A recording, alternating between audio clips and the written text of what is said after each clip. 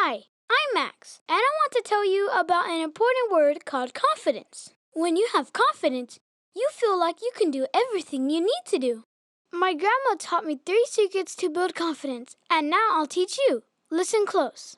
First, don't be scared. I used to be scared to try new things because I didn't want anyone to laugh at me if I failed. But now I'm excited to show what I know.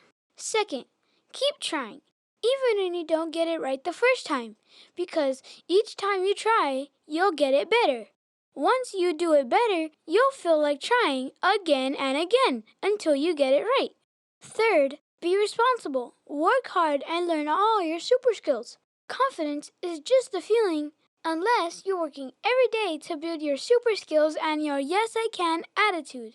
What did Grandma teach me? Don't be scared, keep trying, and be responsible. And if we need help, we can always ask our teacher.